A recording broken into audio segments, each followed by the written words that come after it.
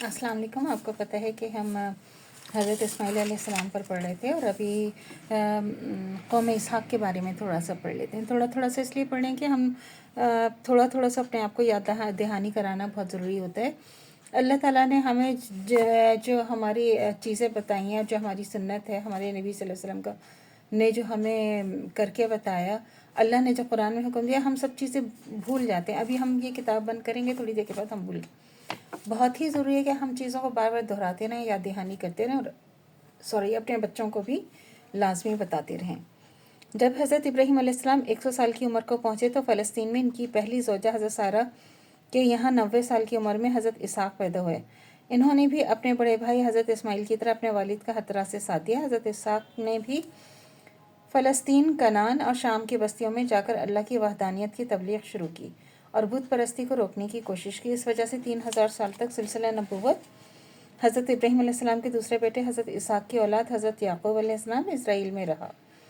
हज़रत इसहाक़ के बाद इनके बेटे याक़ूब अलैहिस्सलाम इसराइल और दूसरे बेटे अल-यसू ने भी अपने बाप दादा की तबलीग को जारी रखा। वो बस्ती बस्ती अपने भेड़ बकरियां चराते लोगों को अल्लाह ताला के बारे में तालीम देते रहे और बुत परस्ती को रोकते रहते थे। फरिश्तों के लिए भुना हुआ क्या बछड़ा था कि इनको हाल सुना था इब्राहीम अलैहिस्सलाम के मेहमानों का 52। तो इब्राहीम अलैहिस्सलाम अपने घर जाकर एक भुना हुआ मोटा बछड़ा लाए 51:26। तो इनके सामने खाने के लिए रख दिया और कहा कि आप खाते क्यों नहीं। 51:47। तो इब्राहीम अलैहिस्सलाम दिल में इनसे खौफज़दा है कि इन्होंने कहा कि आप खौफ न कीजिए, आप एक दानिशमंद लड़की की खुशखबरी देते हैं।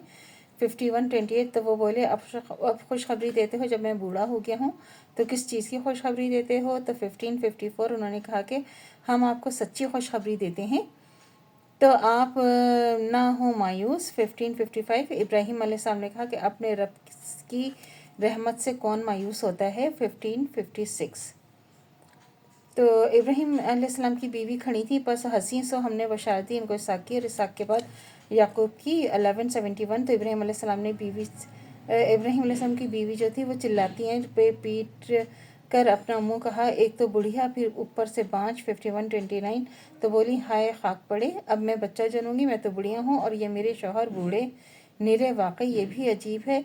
11:72 तो फरिश्तों ने कहा क्या आप अल्लाह के कामों में ताज्जुब करती हैं।